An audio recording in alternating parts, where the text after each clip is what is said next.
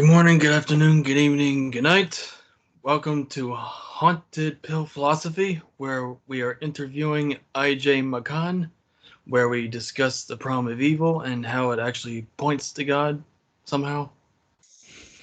Yeah, I will say it is interesting to have you on. Can you tell the audience a little bit about yourself? Yeah, sure thing. So I did my graduate work in philosophy and at St. Mary's University in Halifax, and um, my thesis was on the problem of evil and doing the opposite Doing of opposite. um, what most people within philosophy of religion do, which is to defend God in light of evil. So that's just that. And then for I guess for work, I'm a designer. I'm a product designer, and so I did philosophy, and then I changed, and and I do product design. Hmm, that's interesting. So this paper that you wrote, it's called "Haunted by God." I found it while I was actually looking up arguments for God's existence, Mm, and I happened to run into it as a thesis. Um, so you want to tell a little about the paper that you wrote? yeah. So the gist of the thesis is that um, evil ultimately points to the existence of God, and that evil, when most conversations within the problem of evil always end up trying to defend God, trying to see if there's logical consistency between God and evil, or with theodicies, which would be uh, an argument for theism, by providing reasons for evil in the world. So my thesis is more that we have to understand what evil is within the problem of evil. We have to understand the nature of evil, and in direct correlation to that, we have to understand the nature of God. When we say, you know, does God exist in light of evil? We're making two very big assumptions, and that is evil and God. And so the thesis goes to show that once we understand what evil is, and in my thesis, I defend the privation theory of evil. Once we understand that evil to be that, what we actually have is an argument for the existence of God. Um, and God specifically would be a classical theistic understanding of God as pure actuality. Hmm, that is interesting. You defend that against stuff like what you would call in your paper theistic personalist. Mm-hmm. Could you make a distinction between that and what you're defending?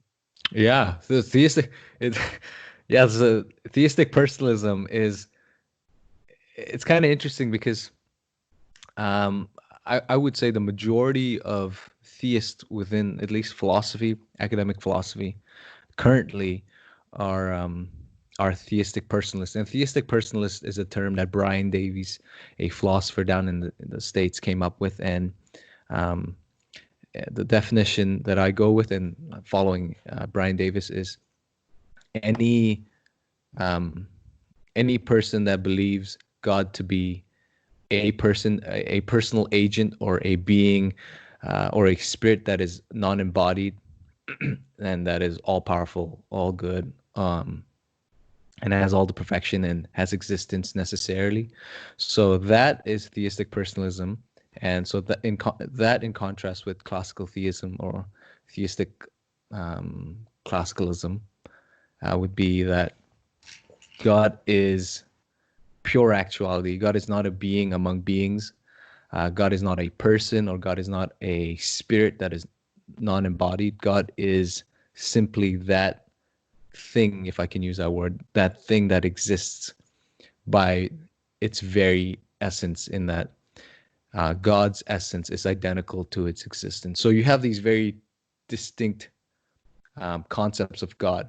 The classical theism has been held by almost all the major philosophers within um, Christianity within Islam, within the Islamic tradition, and also within Judaism, and also obviously you have um, Aristotle's unmoved mover, and that is where classical theism draws its inspiration from. Interesting. Yeah, I always thought it was pretty interesting to learn different schools of thought within philosophy on what God's nature is. There's not so much a disagreement about the attributes of God's Hmm. existence, but more or less just his nature. Right. That seems to be a disagreement. It is interesting because when it comes to the problem of evil, if you approach the problem of evil as most contemporary philosophers do, theistic philosophers do, with the notion of God as a spirit that is non embodied, and is a personal agent and is perfect and has the all the attributes, what you end up having is basically a human being that we can imagine is disembodied, and then we give all these um, perfect attributes to it. And so when we approach the problem of evil, you have so to give you an example, Stephen Meitzen, he's an atheist philosopher. So he has this example of God. He says, look, if I was walking, just going for a walk, and I see a child drowning, and I am an Olympic swimmer. If I see a child drowning, I have an obligation to intervene and save the child. So then he says, well, we can say that God is like the Olympic swimmer who's going on a walk, and the world is the child that's drowning in the water. And so he says, does God not have a moral obligation to intervene? And obviously his whole point is, yes, God has a moral obligation, but God doesn't intervene, therefore God doesn't exist. And I'm in agreement with him, specifically because the conception of God that Meitzen is working with is a theistic conception, a theistic personalist conception. And a theistic personalist conception of God has moral obligations, just as you and I would have moral obligations, right? I have a moral obligation not to kill my neighbor. Um, and so if it's a theistic personalist understanding of God as a person that is non-embodied, what you end up having is a God that is, in one sense, um, constricted and has to follow the law that is in place. Whereas the classical conception of God, you really don't have this problem. One, because a classical conception of God means God doesn't intervene, right? It's the world is not a mechanistic. We're not working within the mechanistic world. The world is in existence in every single moment, precisely because God, who's pure actuality, sustains the existence and essence together, the composite of essence and existence together. So even if there are cases of evil, right? Any instance of evil requires agents that are composites of essence and existence, and as a direct result of that, you need God. So God doesn't actually. There's no obligation on God to intervene. It sounds kind of very dry and mean to some people when you say that, but that is it. Yeah. Well, yeah, you'll notice So, that Christians and Muslims and theists in general are fans of Aristotle and Plato, Hmm. and you, they never prescribe any personality to God. God just does what it does. Yeah, well, yeah. especially Aristotle. Aristotle really, if you want to talk about simplicity, Aristotle was very, very simple when it came to his methodology and it came to coming to God. He didn't say Aristotle did, I mean, he didn't say the unmoved mover did miracles or really anything. Hmm. So Aristotle was much more, Aristotle's God was much more limited. Well, not really limited, but it was more transcendental, you could say, than Yeah, later on. Yeah, like yeah. Plato, it's just not personal. Yeah. Hmm. Hmm. All right. So The first question is Yeah. on page 3, you state that denying evil exists actually makes the case stronger against God, Yeah. stronger for atheists. Could you elaborate on that and give your argument for inferring God's existence from evil? From inferring for inferring God's non-existence from evil, or Um, well, you've said that some people have some people have tried to get around the problem of evil by denying that evil exists. yeah. Um, you said that actually makes the case stronger for atheism because Hmm. it seems so intuitively obvious that evil does in fact exist, Hmm. because of our lived experience. So I believe that's where I'm going with that, Yeah. where you say that it actually makes the case stronger for atheists when Hmm. you just deny the evil because you're essentially denying intuitions. Yeah. And so I guess to kind of go a bit deeper than that would be uh, there are some theists who have said who I don't know if you consider them theists or pantheists or maybe panentheists, who have said that look, there's no problem of evil. All we really have to do is just deny that evil exists, and boom, problem of evil gone. And the reason I think that, I mean, the obvious reason I think it makes a case for atheism stronger if a theist were to deny that is that,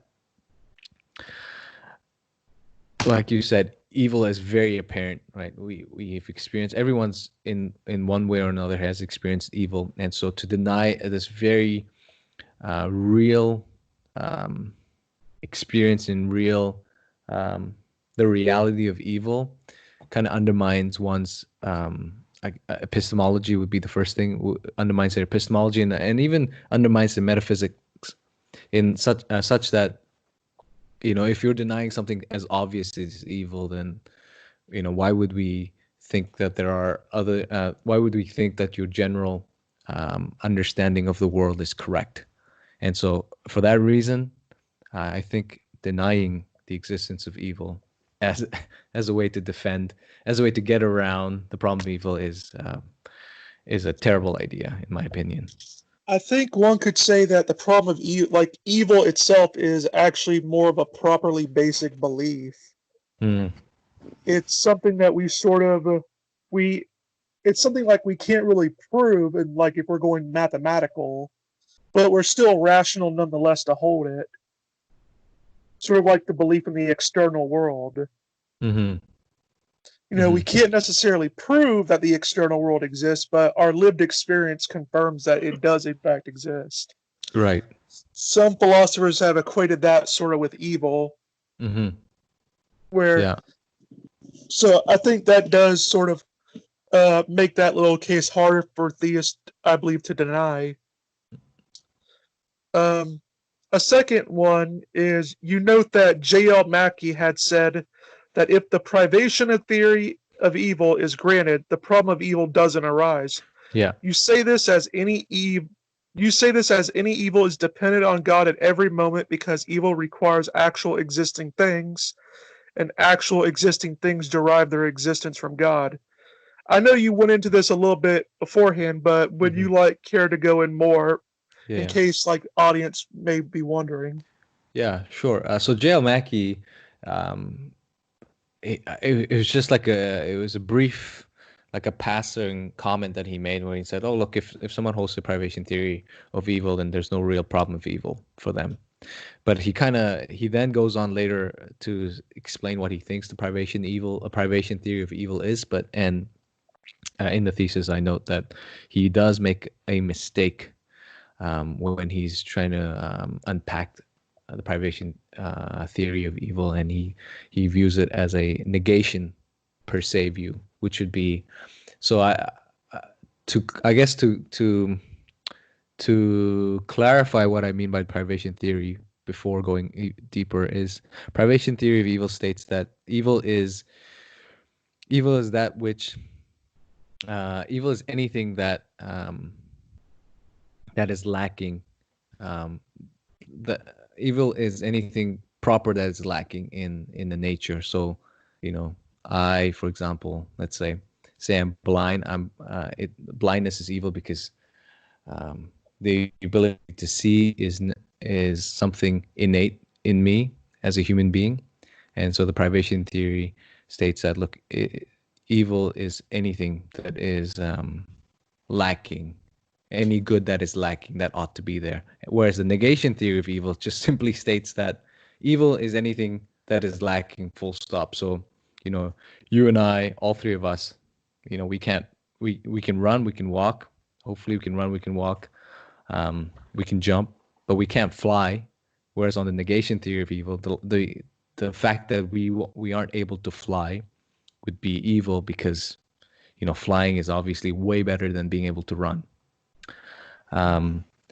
So going back to Mackey, so Mackey understands the privation theory of evil as a negation theory, negation per se theory. But even then, his point that the privation theory of evil, if one holds to that, there's no problem evil. The more fundamental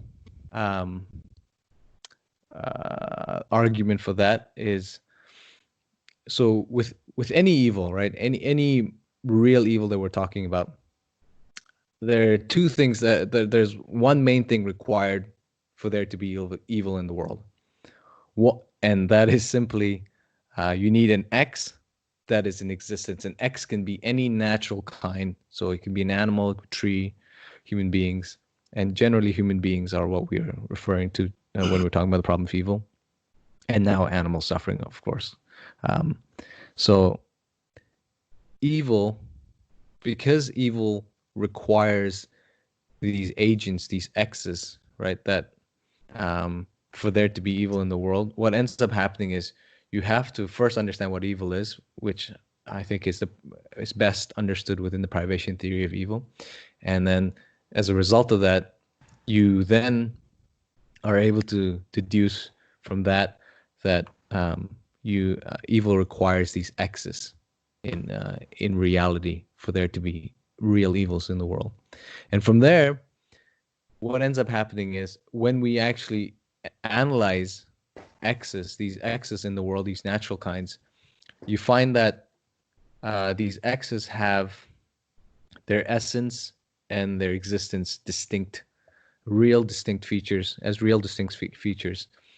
And if you have something as fundamental as their essence and their existence as real distinct features in the world, the question becomes, well, if they are truly distinct, if my existence and my essence are really distinct from myself, what is holding my essence and existence together at every instance? And the answer to that is that you metaphysically require a thing that has their essence and existence identical to each other. So their essence and existence aren't distinct. And so what you have, what I call a bottom-up argument for the existence of God from evil. So you have evil, and then you have these X's that suffer evil, and then the moment you have these X's that suffer evil, you require pure actuality or God. And so you have this argument, and that's what I was getting at when I was mentioning J.L. Mackey's, and in that he was saying something fundamentally true. Mm-hmm. All right.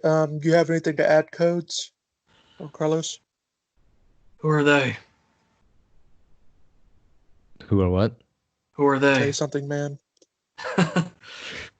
Your paper is actually unique in the sense that you go after theistic responses to the problem of evil, such as the soul making theosity itself, along with the free will theodicy and skeptical theism, and declare them to making assumptions regarding God's existence and things that it would want. You want to go into that? Yeah. So I mean, I probably get in trouble for for some of the things that I wrote in my thesis, mainly because it's like poking a what's that saying? It's like poking a nest of hornets or whatever it's called. It's because Poking the bear. yeah, or poking a bear, I guess. It's because so you know almost all the theodicies, contemporary theodicies, um, they make two fundamental assumptions. One is what evil is, as we previously stated. N- There are it's a very rare when you're reading the literature for a theist to say, "Hey, there's the problem of evil. We're talking about the problem of evil. So why don't we talk about the nature of evil first?"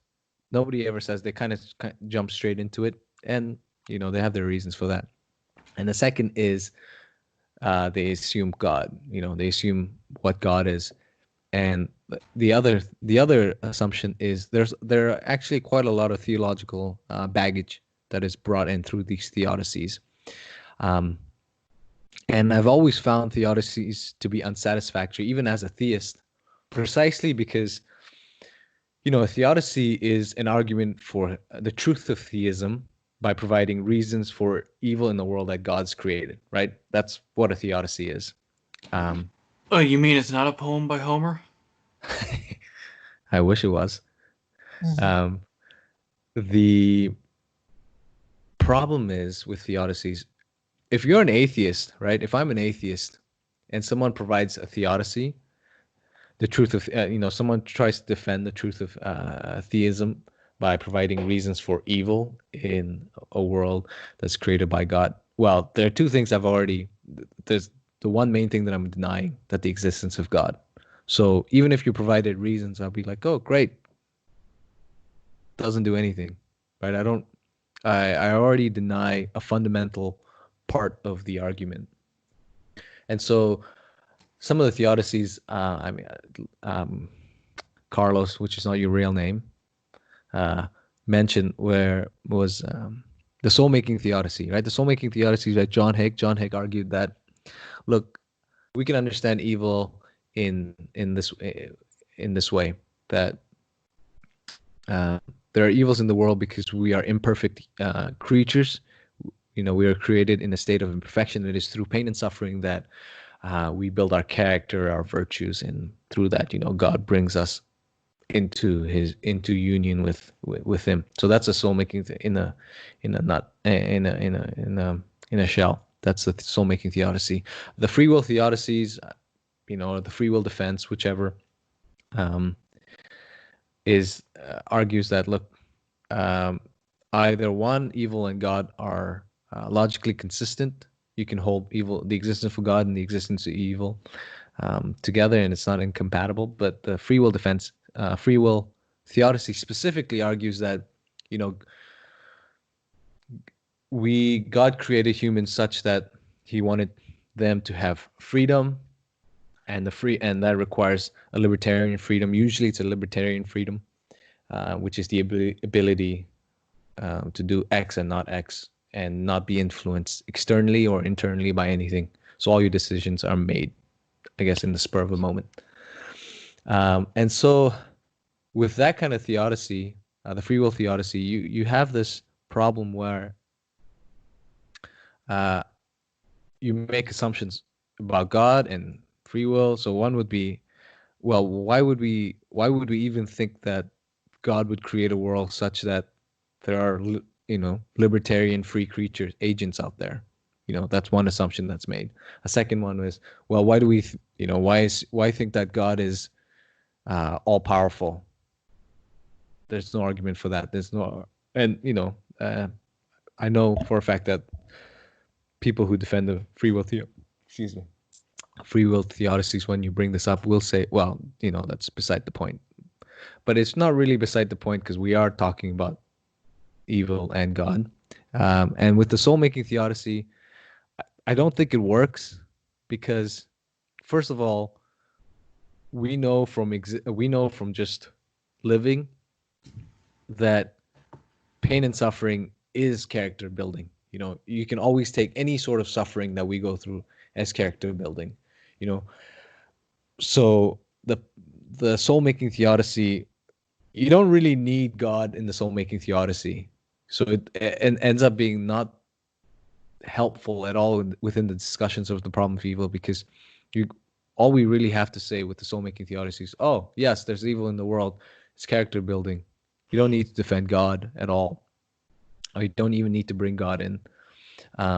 So the thing that the section that I think it's chapter the chapter that I'm arguing is, in the chapter I'm saying, look, we don't really, we can do away with the majority of theodicies and defenses simply because either they make assumptions, a lot of assumptions about God and evil, and there's quite a lot of theological baggage that's brought in. And as a theist, you know, I'm I don't think it's helpful within the discussions to bring these baggage, to bring this extra assumptions without having actually argued for it. Mhm. That's true. Oh yeah. Since we're going into evil, would you please go into what is called gratuitous evil or pointless suffering, Yeah. and how the nature of evil is actually essential and or necessary for arguments? Mm.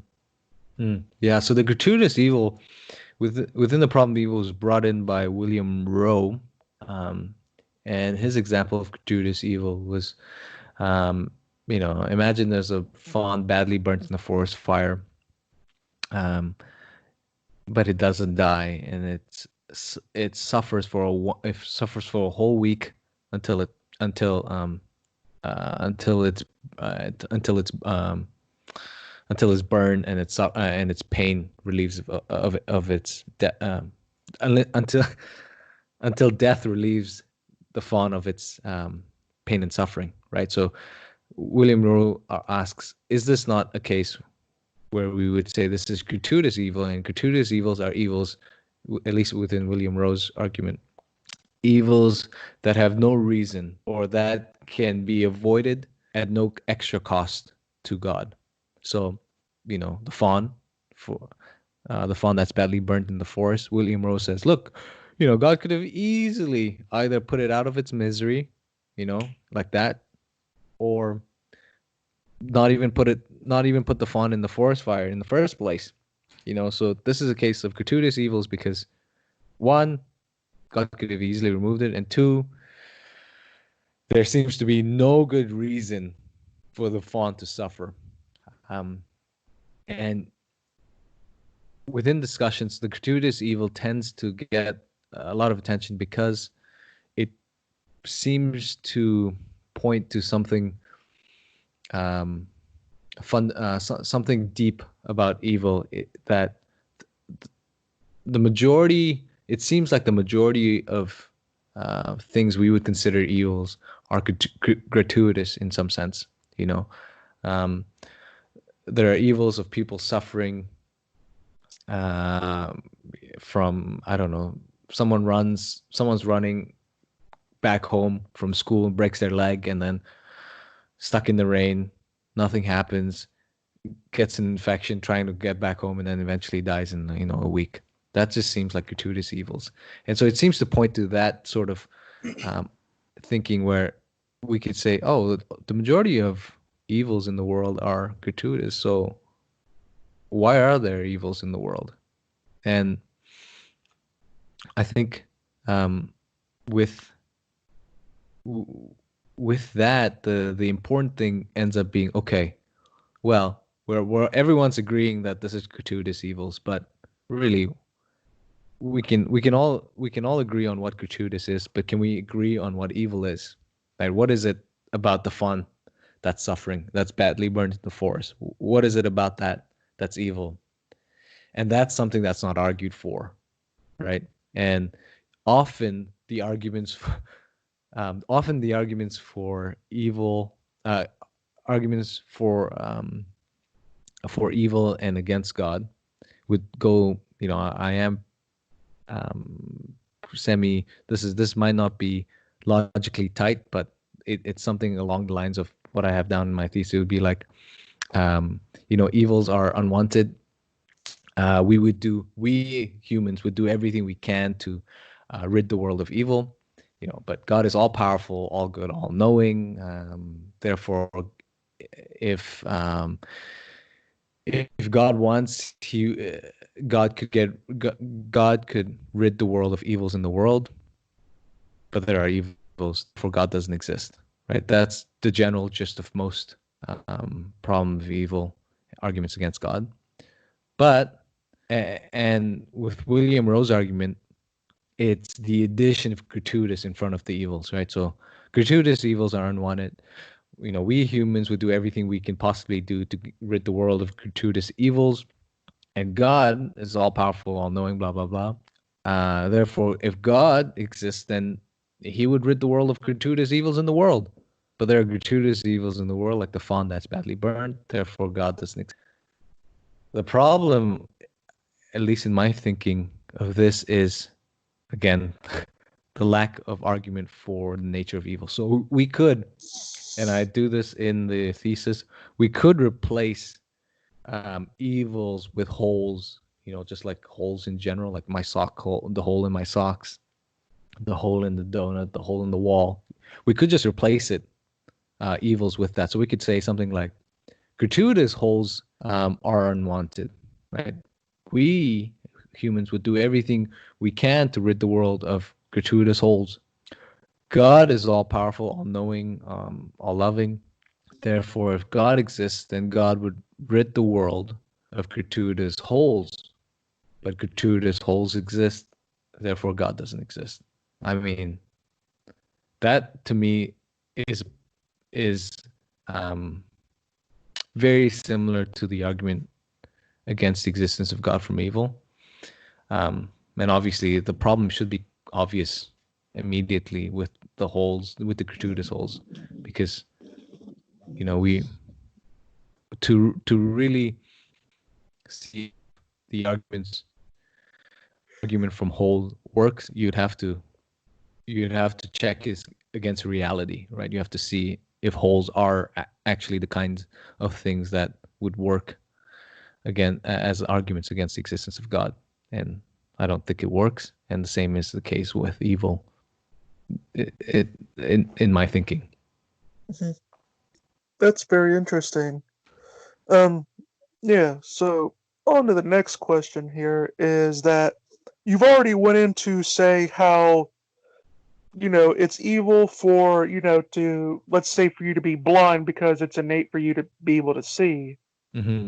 Now, with that in mind, would this imply, like, let's say, if you get knocked out unconscious by someone with a shovel, or you're born without self awareness, those things would be bad as you're supposed to have those things? Mm, mm, mm. Yeah, no, that's a good question. Yeah, and the answer would be yes. In so far as if we're talking about human beings specifically, then insofar as John is a human being, John ought to have self consciousness, um, qua being a human. Um, so anything that impedes John from being a perfect human, and perfect here is not like the epitome of a man, or perfect just means um, John has the John has everything that is required to function well as a human being, and to achieve all his telos, all his ends, right? So if John gets knocked out gets hit on the head with a shovel and goes unconscious, yes, it would be evil in such because John, qua human being, John ought to have self consciousness. That would be, yeah. So that would be the answer to that. Yeah. And yeah, and also like just with being like, because usually humans are born without a sense of self-awareness. We gain that later on. Mm-hmm. Would that be an instance of evil, or would that just be like just nature? That's a great question. That's a very good question. Yeah, I don't think I've thought of it that way. Um, and my initial response um, would be that if we're talking about fetuses or embryos, even embryos, it's not evil that they are not th- that they don't have self-consciousness as we fully developed, fully matured human beings do, um, because it would be the embryo, qua being a human being, is at the stage at which a human being should be before it reaches full maturity, right?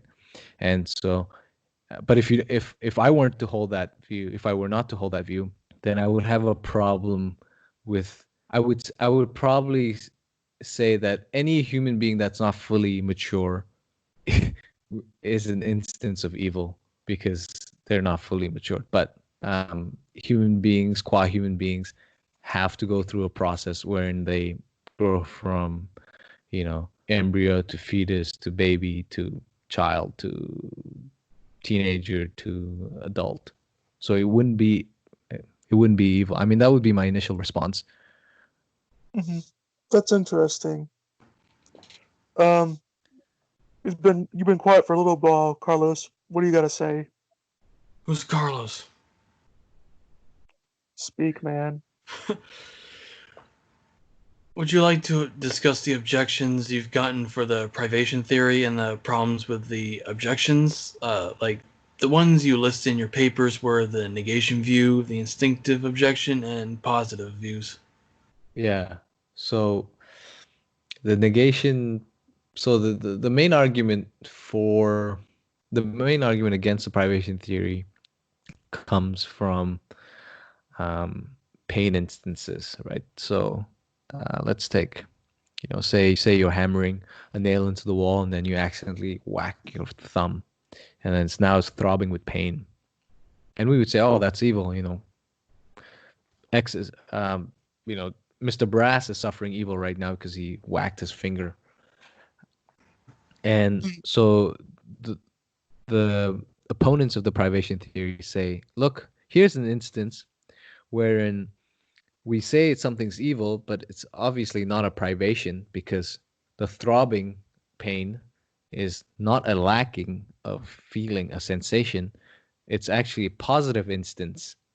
And because it's a positive instance, it seems to go against the privation theory of evil, which argues that evils are um, things that ought to be there, which are not there, right? Um, so this would be the main. This is, I shouldn't say that, this is the main argument against the privation theory of evil. But the only problem, at least, I don't think it works because we can take, for example, we can imagine a situation where there's two cups of tea, where there's two cups of tea, liquid, not tea, liquid on the table, right? One has coffee and one has poison hemlock tea. Okay, the the the coffee, for example, and the coffee produces positive qualities to the agent that drinks it, and the hemlock tea also causes positive qualities. So the positive quality of coffee would be, if I drink the coffee, I become more awake. I'm more alert. Blah blah blah. I can concentrate. If I drink the poison hemlock tea, I'll get a headache. I'll get stomach cramp. But both of these instances, drinking the coffee and drinking the poison hemlock, they both produce positive qualities, positive instances, or sensation. Just like when Mr. Brass whacks his thumb. But the thing is, when you look at it, we don't say that both of them are evil. We don't say that drinking coffee is evil, though we would say that drinking the poison hemlock tea is evil, right? We would say drinking coffee is good, but drinking the poison hemlock tea is evil. And that's because So one would kill you. exactly, one would kill you. One would kill you, one would cause all these headaches, stomach cramps, and then it would eventually kill you. Whereas drinking coffee, positive instance, what it does is it enhances the natural qualities within the agent, whereas the other one doesn't. So, Yeah. with pain instances, we could analyze it in the same lens where you say, look, a pain instance is, yes, of course it's evil, and of course it, nobody's arguing that pain is a lack of feeling. I mean, that would be the lack of feeling would be, as Stanley Kane said, numbness, right? Numbness is lack of feeling, we would say, and that's evil too. But we say pain is evil precisely because it impedes the agent from being able to do what is natural to it in the best way. So once, if my thumb is injured, I can't pick up cups, for example. I can't do a lot of things with my hands that I require, right? I can't I can't do a lot of things. And if I injure my thumb enough, then I might have to um, go to the hospital. I might have to stop working for a bit. I may not be able to provide for my family. There are all these instances of why. So, and the other thing is the pain instance. The pain is, anytime we suffer pain, the immediate reaction would be to find a painkiller, a pill to swallow, right? You take the pill, or I don't know what else they can rub stuff on the area of pain, but you're always looking to remove the pain, and that's because you want the normalness to come back. And so any pain instances, we could still think of it as a privation, because it is the privation of normal feeling or normal sensation. And so it is still evil because it is a lacking, or it is a deprivation of normal feeling in the agent. Yeah. You sort of went into that in your paper, where you said you made the distinction between privation of existing and process of inducing privation, Right. such as the example that you gave with cancer. Yeah. Yes, so pain instances would be the process of inducing privation. So the privation of existence is simply just the lack of being, the lack of existence, or going out of existence, or dying, whatever it is, right? It's just lacking, the privation of existence. There's no existence anymore. Whereas the process of inducing privation is, I guess, it is the process through which you suffer evil. So one example of this would be, if I had acid and I poured acid on your eyes, right? There's obviously positive instances, positive qualities happening where you're feeling pain, but we would call it evil because it is the process of inducing privation. So in the process of becoming blind, you're going through pain, where your skin's boiling, your eyes are boiling, whatever it may be. And so this distinction becomes very, very important when we're talking about pain and pain sensations, when we're talking about any sort of like positive instances of evil. And when it comes to cancer, for example, a lot of people, I mean, to give a more recent example would be, we have COVID-19, or even before that we had the what was it, the Ebola. So any of these instances of viruses, everyone's, the immediate reaction is, oh, this is evil. This is pure evil, or whatever it may be. But just like cancer and any other virus for that matter, those things are not evil in themselves. And the reason for that is, so insofar as cancer is just an abnormal cell that's reproducing at a rapid rate, insofar as that cancer exists, right, it is in existence, we would see that as a good. And good is not a moral statement. We're not saying it is morally good that the cancer exists in your brain. Nobody's that's not the argument. The argument is that insofar as the cancer cells exist and it's reproducing at a rapid rate, the cancer is doing exactly what the cancer is supposed to do, and it is to produce cells at a normal rate, such that it starts impeding um, the area in which normal functioning is happening. So with any virus, it's the same thing can be said, where insofar as the virus is in existence, it is good that it's in existence. And again, good is not a moral statement. It's good that it's in existence precisely because it is in existence. And so with with with these things, what you have is things that are considered evil because what they do is they impede normal functioning in agents that it's affecting.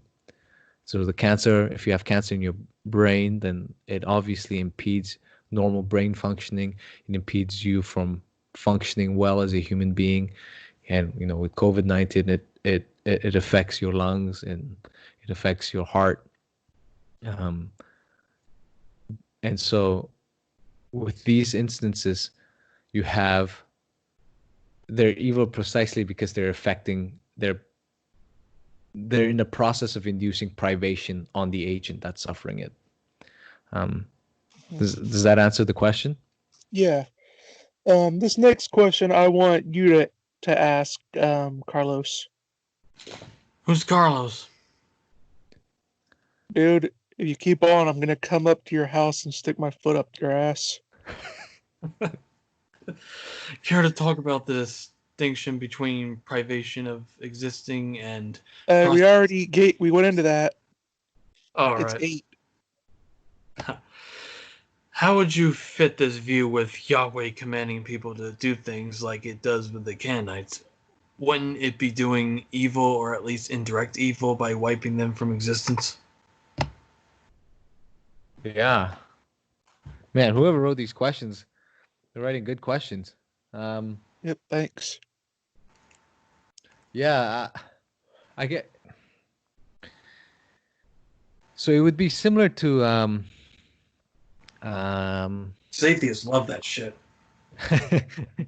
So it would be similar to Crosby. Crosby has an argument where he says, "Look, if the whole universe, I guess he says Earth, I think, was if there was a meteor that came down and just destroyed everything, right? Obviously, God being the one that's kind of orchestrating it. Won't we say that's evil? And therefore, when we I haven't read Crosby in a while, so I could be misstating his argument. And if I am, I apologize. But I think his point was that we would say these are evil. We would say this is evil, and this is an instance where evil has happened, but no one is there to suffer evil. So in the case with Canaanites, so coming back with the Canaanites, we would say, so if say Yahweh in the Old Testament, he commands, if with the Canaanites, would we say it's evil? We would say it's evil, yes. So we would say, but does God cause evil? Is God the doer of evil? And the answer would be no. And the answer would be no, because one, so using what I would call the privation, what is it called? So Privation. it would be similar to, say there's a lion. So for a lion to exist and function well, it has to prey on the deer or the antelope or whatever it may be. So that sort of privation, I forget what the actual term is called. There's a very specific term for it. It's called evil. I think it's evil per accident. I think that's what it is. Evil per accident. So I think it's evil per accident, and it's where there are evils which are required for the proper functioning of something else. So in the case of a lion, if the lion doesn't hunt and kill, and eat, then the lion will suffer. But insofar as the lion hunts and eats its prey, it's evil because the prey obviously ceases to exist. So in this case with Yahweh, my initial reaction would be that it is an evil per accident. That the non-existence of, I don't even know. I'm not too sure if I would even say that. I don't know.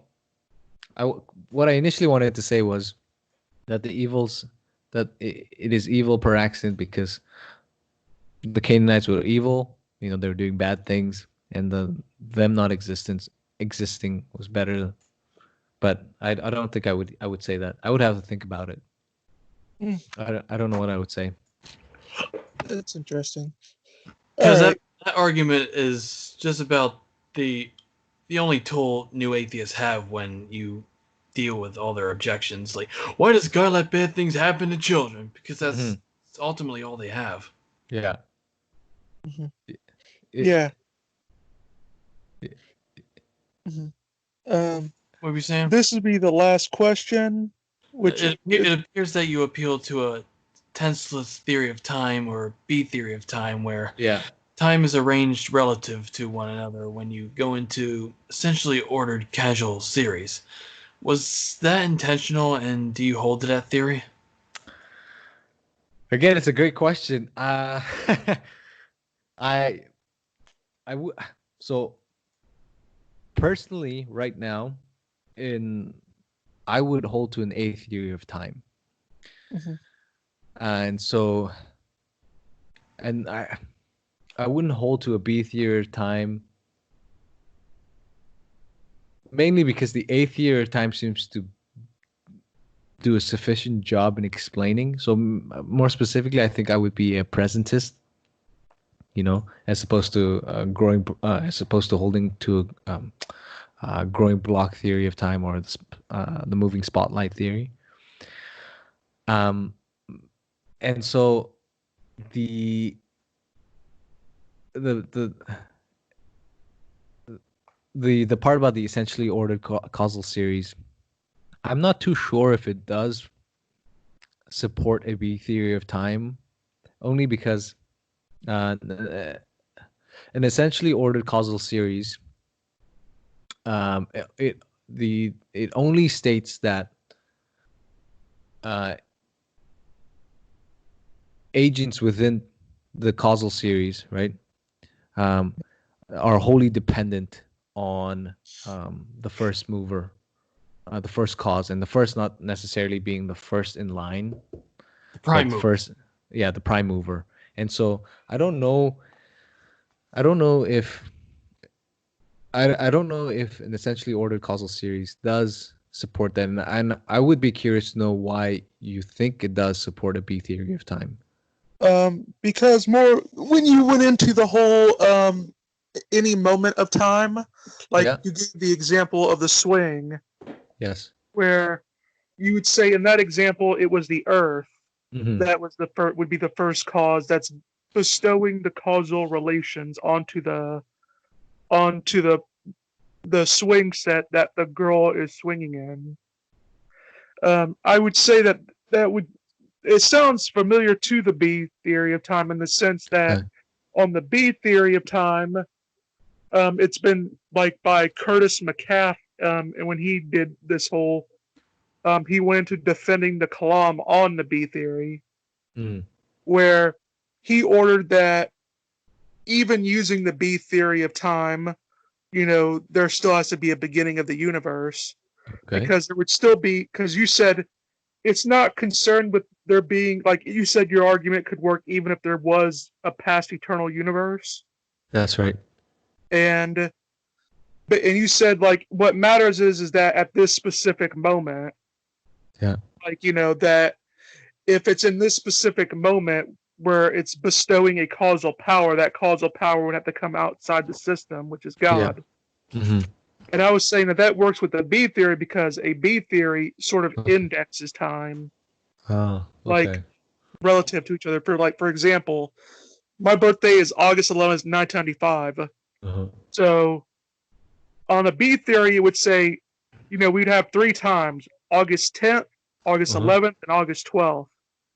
Now, while all these times are equally real, we could still say at the moment of August 11th, that Mm-hmm. began my journey outside the womb. That's a way of So putting it. we wouldn't be denying that they're not equal. We're just saying like an index. Okay. So it would be just focusing on the event Yeah. instead of the entire series, like how you Right. went into. Mm. Okay. So let me ask this. Okay. So with this with with your analysis still work with the example of an infinite series of mirrors? Yeah, Yeah. because Okay. if you take time to be the mirrors, Yeah. like, because even if all the mirrors were, say, relative to each other, you would still have to have an extrinsic, like, the extrinsic factor, even in the relative sense, like the person's face, in order to reflect the mirrors. Uh-huh. So, I mean, I think it does work. Hmm. Even those, Um, even in those fun mirror houses. yeah, yeah. I See think, all those different I versions. prefer to sometimes, like, I like to, because that's very, I hate to be, married to one specific t- time, Yeah. like A or B theory, because if you go for just A theory, obviously an atheist that's against the A theory will just say, oh, well, the B theory of time is true. Yeah. So, or, if you go for the B theory of time, then atheists could just say, oh, well, the A theory of time is true, and you defeat your argument that way. What I try to simply do is I show whether you go for the A theory or B theory of time, Mm-hmm. it doesn't really help you. So, Oh, okay. so that's why I say even if we grant either the A or B theory of time, we could still argue for God's existence from the. Yeah. Oh, yes. That much I would agree. Yes. That I think that holds true so long as there are things in existence. It doesn't matter if those things that are in existence have existed for eternity. So long as they are in existence, so long as they are the kinds of things that have their essence in existence really distinct, then you always require God, because God is that which holds the composite of essence and existence in these things, even if they are eternal. Um, Yeah. yeah. And Hmm. that also, I remember that goes into William Paley's watchmaker argument, where he would show that even if you had an example of a watch that was just eternally existent, Hmm. you could still infer from the watch that it was created. So the exact time that something exists doesn't matter, because even something eternal would still, if it doesn't inherently have the power to cause the world into being, it would still need an outside force. Right. All right. I, Well, we came on to an hour, right close to it. It was nice talking to you, man. well, it was an honor being on your podcast. I was going to ask you what your podcast is named after. Is it named after the D12 song? No, it's purple pill. It's accepting the harsh realities of the red with the appeal of the blue. Oh, oh. Well, that's nice. That's nice. Okay, that's good. I think that's much better than the D12 song. Yeah. Tell the Well, dear what's audience funny where about this is we used to be on a podcast called the Red Pill Philosophy, Okay. and we got red, out of that group, and so we just started our own and just said Purple Pill. red, Oh, red pill religion, regrettably, by he who shall not be named. okay. Red pill philosophy. Red pill philosophy was the Religion, okay. religion. Red pill religion. Oh, okay. Okay. Yeah. Yeah.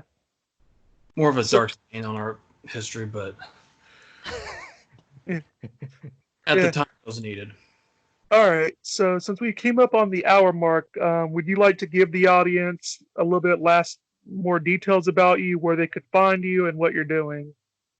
Yeah. Oh, yeah, sure. I am on Twitter at IJMAKAN.